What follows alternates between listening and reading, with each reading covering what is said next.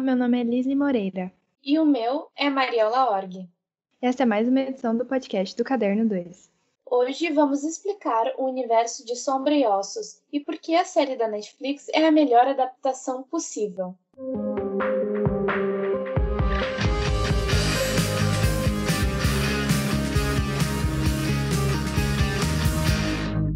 Sombra e Ossos foi uma trilogia de livros lançada em 2012 por Leif Bardugo.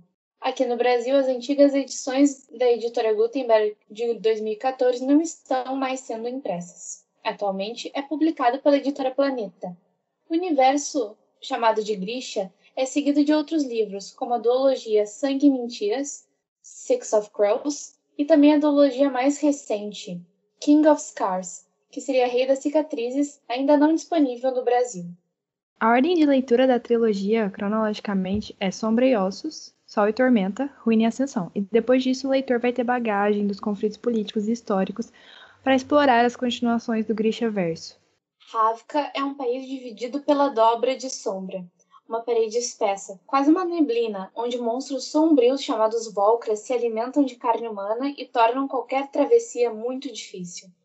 Desde que a dobra surgiu, Ravka Leste e Oeste estão em conflito. A antiga Ravka se considera uma grande nação, a original, e a nova Ravka é separatista, pois não quer continuar financiando a disputa de fronteira entre a antiga Ravka e Fjerda. Fjerda é um país extremamente conservador que considera inclusive a magia Grisha bruxaria. O universo dos Grisha e a série da Netflix começam com a história de Alina Starkov, uma cartógrafa do exército de Ravka. E também Mal, seu melhor amigo, um rastreador e lutador excelente. Os dois são a única companhia um do outro desde crianças. Os dois cresceram juntos em um orfanato, e além de se protegerem e planejarem fugas, se escondiam do teste Grisha. Se você é testado quando criança e é um Grisha, o exército te leva para o pequeno palácio, onde vai ser treinado para lutar e usar seu poder de Grisha para servir o país. E os dois, eles não queriam se separar, ou correr o risco de serem separados. Por isso, a Alina nunca soube que era uma Grisha. E a história da Alina, e consequentemente a de Mal, ela vai começar quando um dia, atravessando a dobra, eles são atacados e a Alina libera um poder muito grande e aí descobrem que ela é uma Grisha rara, uma conjuradora do sol. Os Grishas são praticantes da pequena ciência, que eles não chamam de magia, porque os Grishas são humanos que usam recursos existentes, eles não criam nada. Eles podem controlar o ar, sangue, ondas, fogo e matéria. Curiosamente, a fraqueza dos Grishas é que se as mãos deles forem mobilizadas, eles não conseguem usar o poder. Nisso, começa um conflito de interesses. A Alina não quer ser uma Grisha, muito menos parte de uma profecia. Ela começa a ser tratada como uma santa, a Sancta Alina, e ela não está pronta para isso. Ser uma conjuradora do sol significa que ela é a única que pode destruir a dobra e unir as duas Ravikas novamente. A inspiração de Leif Bardugo para Ravka é uma Rússia czarista em meados de 1800, e a religião ravkana é uma baseada em paganismo eslavo. Em russo, a palavra Grisha é um diminutivo de Grigori, como Grigori Rasputin, o mago conselheiro da família imperial russa que foi reconhecido como santo. Depois do sucesso internacional dos livros, foram comprados pela DreamWorks e depois negociados pela Netflix. O produtor executivo e showrunner, Eric Heiserer, de projetos como Caixa de Pássaro, o remake de A Coisa e Da Hora do Pesadelo, é um roteirista indicado ao Oscar. E ele recebeu a proposta de trabalhar com o universo Grisha pela Netflix depois que ele tweetou o quanto que ele tinha gostado de ler Six of Crows. Então, a série da Netflix, exatamente pelo gosto do produtor executivo, ele ter amado tanto Six of Crows, ela é uma mistura entre a primeira trilogia, que conta a história da Alina, e a continuação, que é a duologia Six of Crows, que se passa em uma ilha chamada Kersh, na cidade de Ketterdam, e conta a história de 6 ladrões, liderados pelo Casbreaker. Na série, os personagens que aparecem que fazem parte de Six of Crows são, inicialmente, o Cass, o líder da gangue, a Inej e o Jasper. E Six of Crows, então, é o livro mais reconhecido desse universo dos Grisha. Tem uma escrita muito mais evoluída da autora, tem uma história super envolvente, com personagens muito mais densos do que a trilogia da Alina. Foi exatamente por isso, pela quantidade de fãs que essa duologia tem, que eles resolveram misturar os dois universos e dar um pouco mais de conteúdo pro universo da Alina na série. Pra quem não leu Six of Crows ainda, pode assistir a série da Netflix, porque o mecanismo encontrado para fazer o crossover entre os personagens dos livros diferentes foi uma alteração na linha do tempo. Tecnicamente, os acontecimentos de Sombra e Ossos antecedem o livro Six of Crows, e para que pudessem acontecer ao mesmo tempo, nós somos introduzidos a um passado, quase um prólogo de aventuras dos personagens do Clube do Corvo, de Six of Crows. E com isso, podemos passar mais tempo com eles. Os acontecimentos da série, na verdade, nem chegam ao final do primeiro livro de Sombra e Ossos, mas não é porque a série se arrasta. O tempo foi usado para dar personalidade aos personagens. E por isso, por exemplo, a Lina e o Mal da série são muito mais carismáticos e desenvolvidos. Agora, para aqueles curiosos sobre o universo e sobre uma conversa um pouco mais aprofundada da série, aqui vai uma pequena discussão sobre o que achamos. Aviso, contém muitos spoilers agora. Eu acho que a primeira coisa para qualquer pessoa que não leu a série de Sombra e Ossos é que não precisa, porque a série da Netflix é uma adaptação muito melhor. Tudo que falta nos livros de Sombra e Ossos em desenvolvimento de personagem, a gente vai ter na série da Netflix. Realmente, tipo, lendo os livros, né? A Lina, ela é a narradora da trilogia original. E a narração dela, por vezes, fica muito chata. Porque ela é uma personagem que parece que ela tá sempre se comparando com outras mulheres. Até pela época, né, que o livro foi escrito, acho que não tinha esse cuidado. Ela é muito a personagem que não é como as outras meninas. E ela é uma personagem muito difícil de gostar, realmente. Mas na série é completamente diferente, né? Acho que a personalidade dela melhora. Eu acho que a atriz também, a Jessie Maylin, ela faz um trabalho muito bom, porque tu começa a simpatizar com a Lina, com a história dela. Tem vezes que colocaram um aspecto dela ser de outra nacionalidade também, né? Porque a atriz é asiática. Então também tem toda essa questão do preconceito que ela sofre no próprio país por ter uma mãe que é metade asiática e um pai que é de Rávica.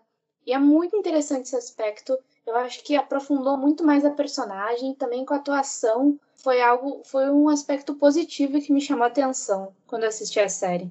Então, pra mim, a série de livros, a narração da Lina é muito rápida, num sentido que vai ser divertido porque acontece muita coisa, mas nada que acontece é realmente chocante. Então, parece que eu tô lendo um grande resumo de acontecimentos históricos sobre Ravika. E na série, a gente tem a chance de se apegar com as pessoas. Não é só a história de uma terra, de um país. Você se apega com a história da Lina e do Mal dessa vez. O Mal dos livros é muito sem graça. E na série, ele é a razão da gente ter o desenvolvimento da Lina na série também. A série faz muito bem a questão dos paralelos entre os personagens. A todo momento, quando você tá com os personagens sombriossos ou quando você tá com os personagens de Six of Crows, a série faz um vai e volta que é muito bom de assistir. A estética da edição que fizeram ficou muito boa. E os episódios passam super rápido por causa disso. Ai, sim, ainda bem que tu mencionou sobre o mal. Meu Deus do céu, que homem insuportável nos livros. Assim, eu lendo como a narração é da Lina, eu não sei o que ela amava tanto nele, porque ele nunca trata ela bem. Em todo, assim, 90% da trilogia é ele tratando ela como um sapato. Depois melhora um pouquinho só, um spoilerzinho assim do final. Mas é muito difícil eu gostar dele. E na série, nossa, ele melhorou assim. Que roteiro bom, sabe? Essa série tem um roteiro excelente. Ela vai ligando as pontas aos pouquinhos, que eu achei inacreditável. Não, é muito engraçado porque no livro a gente não tem chance de passar tempo com os personagens. Então, quando a Lina, do nada, fala que ama muito o Mal, você não entende o porquê e você não consegue simpatizar com o fato que ela gosta tanto dele assim, porque ele trata ela mal, ele mal aparece, quando ele aparece, ele quase não fala nada. Aí você fica sem justificativa. de por que você tem que torcer para os dois ficarem juntos, por exemplo.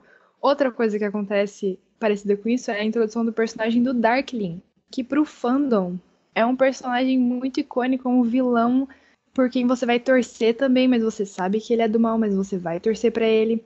Mas nos livros a gente passa tão pouco tempo com o Darkling que não dá para ter noção da química dele com a Alina. Quando eu li o livro, eu ficava esperando o Darkling aparecer de novo, porque eu pensei, é só isso?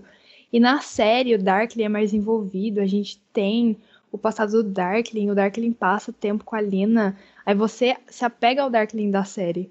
Ai, nossa, assim, meu Deus, o Darkling é o príncipe Caspian, gente. Não tem como. Meu Deus, é uma coisa, assim. Porque, além dele ser o príncipe Caspian, o personagem do Darkling na série é incrivelmente mais denso, assim. Dá pra ver na série que ele sente algo pela Alina, que não é ele só usando ela. Tem alguma coisa, assim, por trás que ele se identifica com ela ou quer desesperadamente que ela se identifique com ele. Um traço super tóxico, né? Mas, mesmo assim, é algo muito mais profundo do que os livros. E o ator também é incrível. A química que ele tem com a atriz da Alina também é muito boa. Os dois são um par, assim, muito bom no quesito atuação em conjunto. A cena final, aquela que ele fala Fine, make me your villain, que é tudo bem, me faça o seu vilão, na discussão com a Dina, nossa, aquela cena é uma das melhores cenas da série, porque dá pra ver o poder da atuação dos atores e como eles entendem os personagens deles. Até muito mais do que no livro. Não, o elenco é muito bom de assistir as interações deles. Fora do set mesmo, todos eles ficaram amigos. Então, em cena também dá pra ver que eles são amigos e que eles se dão bem.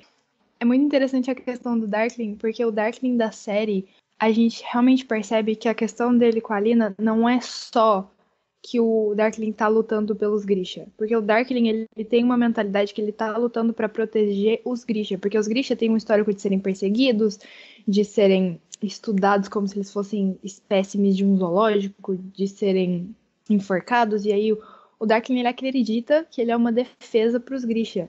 Então, quem ele realmente quer defender é uma Ravika para os Grishas.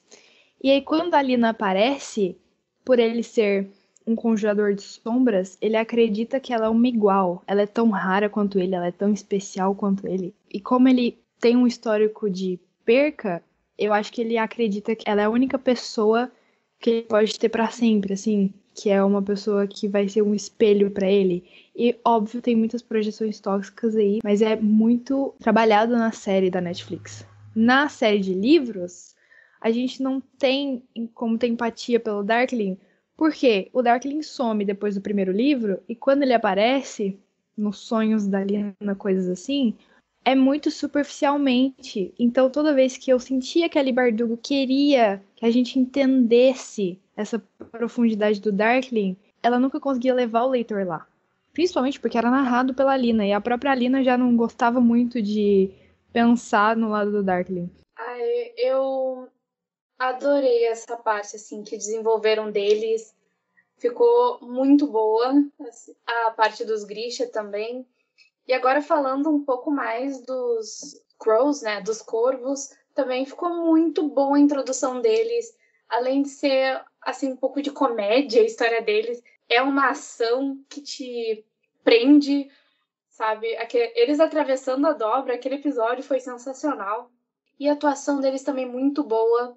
Acho que os corvos que eu mais gostei foram a Inej e o Jasper. A Inej, da série, é a Inej dos livros, né? É aquela personagem com um passado muito triste. Até nos livros explica um pouco mais o passado dela. Não sei se eles vão abordar isso futuramente na série ou não, mas dá para perceber que ela foi traficada quando ela era pequena e que ela foi parar em um bordel, né? Como prostituta infantil. E que ela tenta o tempo inteiro talvez resgatar um pouco da inocência dela e essa coisa dela talvez não merecer coisas boas pelo que aconteceu com ela no passado. Ela é uma personagem incrível. Eu acho que a atriz também interpretou ela muito bem, essa questão da fé dela foi muito bem abordada na série. A relação dela com os outros membros do Clube do Corvo, com o Cass, que é aquele relacionamento que vamos ver o que acontece futuramente, né? Nos livros, eles têm uma relação mais próxima, mas tem questões do Cass que na série ainda não foi abordado, mas acho que na segunda temporada com certeza vai ser, sobre por que ele não gosta assim de contato físico. E o Jasper também é um personagem incrível, super bem trabalhado na série, com uma atuação maravilhosa. Eu adorei assim a parte dos Crows, que daí também nós temos a parte da Nina e do Matias, né, que então no final aparece a Nina e o Matias no mesmo barco que o restante do clube dos corvos. Então vamos ver o que acontece. Mas eu não sei o que tu achou sobre eles, Leslie, a Nina e o Matias, se tu gostou da história deles, se tu ficou surpresa com a conexão final. Mas eles são personagens incríveis e eu achei muito bom como fizeram o prólogo da Nina e do Matias. Então, sobre os corvos, primeiro, eu fiquei muito surpresa como eles conseguiram integrar os corvos em Sombriossos. Igual, porque a história dos corvos não era pra estar ali ao mesmo tempo que tá acontecendo a linha do tempo de Sombriossos. Então, quando começaram a introduzir a galera do Clube do Corvo, eu ficava muito curiosa pra saber onde eles iam integrar. E coube direitinho na história, onde tem aberturas nos acontecimentos do livro, por exemplo, onde, por exemplo, o livro não te conta, pelo ponto de vista da Lina, a Lina não tinha como saber onde o Darkling foi quando ele deixou ela sozinha na sala. E aí, pelo ponto de vista dos corvos, você acaba descobrindo onde o Darkling tinha ido. Então é muito interessante que parece que você tá vendo um lado a mais para quem lê os livros. E sobre a questão da Nina e do Matias, eu fiquei muito confusa, porque eu não tava sabendo o que estava acontecendo ali. Porque o Matias, ele é de Fierda, que é o país extremamente conservador. Então, eu não tava torcendo pra ele em momento nenhum. Mas a interação dos dois é muito bonitinha, é um inimigos para amantes, né? E é um desenvolvimento muito interessante de acompanhar. Então a gente meio que tem 3 núcleos, né? A gente tem os Sombriossos, a gente tem os Corvos e a gente tem a Nina e o Matias. Que aí a gente vai ter toda uma interação da Nina e do Matias, cada um desafiando a crença do lugar onde eles vieram. Porque a Nina é uma Grisha. Então ela também, pra ela ter amizade ali com um cara que caça Grishas, também para os dois é uma questão que tem que ser trabalhada de política e de religião, que a série trata muito dessa questão das diferenças de fronteiras e aí as diferenças culturais e que tem sempre conflitos culturais, conflitos raciais, conflitos religiosos e a série trata dessas coisas. Outra personagem que eu não vi muitas pessoas falarem dela, mas futuramente, para o universo Grisha como um todo, ela vai ser uma das personagens mais importantes, que é a Zoya. Ela é uma personagem muito importante futuramente para os livros e acho que é uma personagem interessante na série em se manter a atenção também. Porque no final, quando a Alina atravessa a dobra, né, com os corvos e com o mal, ela tá lá e ela fica na parte de Ravka cuidando, né, porque ela não sabe o que aconteceu com aquela terra que foi devastada pelas sombras do Darkling. Então é muito interessante essa personagem. Ela pode parecer uma personagem que as pessoas odeiem de primeira, porque ela tem a questão do preconceito em relação à Lina, várias coisas, mas depois eu acho que ela vai evoluindo. Acho que do início até o final nós notamos uma certa evolução dessa personagem, do pensamento dela, porque ela também é uma mulher e foi uma mulher que se encantou pelo Darkling, porque pelo que ele oferecia, e quando ele praticamente destrói uma cidade, destrói a cidade que tá a tia dela, que não, a gente fica meio sem saber o que aconteceu, né, com a tia dela, com a família dela. Então ela consegue perceber esse homem manipulador que o Darkling é. E ela ajuda então a Lina e os corvos. Então é uma personagem muito interessante se manter a atenção e ela vai ser muito importante pro futuro, né? É muito interessante analisar o que o fandom vai continuar achando do Darkling. Exatamente porque a série te mostra o passado do Darkling, a mãe do Darkling, todo um contexto para as coisas que o Darkling faz. E, por exemplo, nas interações dele com a Alina, a química e tudo que ele fala pra Alina quando ele tá sozinho com ela, o próprio telespectador, eu tava assistindo, eu tava na dúvida.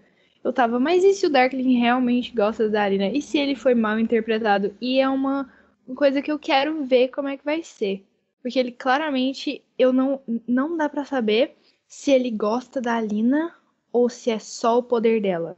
Eu achava que ele só tava querendo usar o poder da Alina, mas ele realmente tá procurando um igual, porque eu imagino que ele tem esse lance de se sentir muito sozinho. Ele já ficou muito sozinho. Aí é aquele famoso meme, né? If villain, why hot? Mas brincadeiras à parte, eu acho que a gente pode culpar a grande química dos atores que conseguiram, assim, fazer esse relacionamento ficar mais interessante, sabe? Então eu também tô curiosa por que eles vão abordar no futuro da série. Agora escapando um pouquinho dessa questão dos personagens e da história e falando mais sobre os efeitos visuais e a direção são excelentes. É uma série da Netflix que tem uma questão de efeitos visuais, dá para ver que os cenários, eles são naturais. Eles gravaram grande parte da série na Hungria, em Budapeste. Dá para ver assim que os cenários da série são naturais. Tem toda aquela questão quando o Darkling tá cavalgando com a Alina, né? E levando ela até Osalta, que é a capital de Ravka. É tudo natural, é tudo cenário de Budapeste, dos entornos mesmo. Então é muito legal quando eles usam essa questão de cenário natural misturado com efeitos visuais. E eu achei a direção muito boa também, o roteiro muito bom, as caracterizações, né, de Ketterdam era a Ketterdam que eu li nos livros. Talvez só a questão dos palácios de Osalta, eu tinha a impressão lendo que era muito mais russo, sabe? Mas porque eles não gravaram na Rússia, não teve assim aquela questão dos palácios dos czares, mais ou menos dos grandes palácios. Mas mesmo assim é muito interessante e eu espero que eles consigam abordar mais, sabe? Que tenha mais orçamento para eles fazerem algo muito maior, porque eu acho que eles têm grande potencial para explorarem essa questão. Eu achei que iam poupar com os efeitos visuais. Eu pensei que iam deixar mais pra imaginação algumas coisas. Por exemplo, que a gente ia entrar na dobra, mas eles iam deixar um pouco pra imaginação o que são os Volcras. E aí, quando apareceu um Volcra, eu falei, meu Deus. Não, e o episódio onde os corvos atravessam a dobra, que é muito bom. Eu tive que assistir 3 vezes, porque aquela cena ficou muito boa. Ficou muito legal de assistir. Eu tive que ver umas 3 vezes os efeitos visuais dos corvos, quando os corvos estão fazendo as operações deles, os crimes. Nossa, muito bom. Ai, sim, excelente. Bom, acho que a gente já tratou de quase tudo, né? Uma pergunta que eu tenho para ti, Liz. Quem tu espera na segunda temporada da série? Eu espero pelo príncipe Nikolai. Nikolai é o príncipe de Ravka. Ele é o príncipe que é o único príncipe capaz de salvar a monarquia. Assim, a gente tendo que torcer para um monarca que vai unir Ravka direito é o Nikolai. E ele vai aparecer só na segunda temporada. Até o último episódio eu tava esperando, vai que talvez a gente vê o Nikolai só pra dar um oi, mas ele não apareceu. Então ele vai aparecer na segunda temporada, eu acho. Mas eu também espero o desenvolvimento da Alina. Por quê? Nos livros, a Alina desenvolve muito devagar e depois, de repente, no último livro, ela se torna uma grande heroína, ela aceita o destino dela de mártir, de santa e etc. Na série, é um desenvolvimento mais lento, gradual, que tem a ver com quem ela é e com a relação dela com o mal, né? Porque não é só uma relação de ser apaixonada pelo mal e ficar atrás do mal. Não é só isso na série. A Netflix, por ter aprofundado no passado dos dois, na história dos dois, é mais uma questão dela achar quem ela é. E eu achei isso muito mais bonito na série da Netflix. É uma questão dela achar quem ela é. Tipo, se ela era uma órfã e ela era uma humana, amiga do mal, e agora ela é quase uma deusa, para um país inteiro, então quem ela realmente é? Ela estava se negando, ela já sabia, ela não sabia? Então essa questão da Lina, eu tô muito mais apegada à Lina agora. Então tô querendo assistir a segunda temporada desesperadamente pela Lina e pelo Nikolai. Sim, nossa, eu adorei a personagem da Lina. Achei assim, melhorou, foi do 0 pro 1000, sabe? Evoluiu muito. E eu tô muito ansiosa pra segunda temporada. Eu acho que eles vão continuar a história da Lina, mais ou menos como foi no segundo livro, melhorando a história. E acho que eles vão fazer uma vertente para iniciar, então, a história dos corvos que tá no Six of Crows. Que daí é uma história super interessante, muito envolvente, que daí une também o Matias e a Nina. Então eu tô muito ansiosa pra segunda temporada. Eu sei que só vai estrear daqui a muito tempo, né? Porque é coronavírus, foi gravado na Hungria, tem um grande orçamento, mas pelo amor de Deus, Netflix, renova essa série. Porque a gente precisa de alguma alegria no Brasil, na pandemia. Eu A preciso de gente alegria. precisa de ver essa história até o final. Eu não posso ficar só com uma temporada. Eu quero mais, Netflix, pelo amor de Deus. Negocia isso. Alguém tem que pagar as contas desse elenco.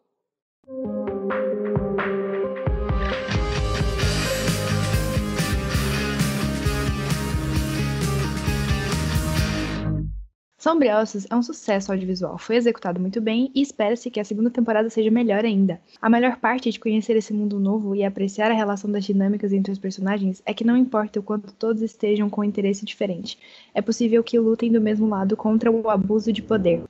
E este foi o episódio de hoje do Caderno 2. Nos siga nas redes sociais. Estamos ativos no Facebook, Instagram e Twitter. Leia nossos textos disponíveis no Medium. A edição desse podcast foi feita por Caroline Guarnieri, e ele foi roteirizado por Lisli Moreira e Mariela Horg. Trilha sonora original por Arthur Lasti e Adriano Quadros. Muito obrigada pela sua audiência e até semana que vem.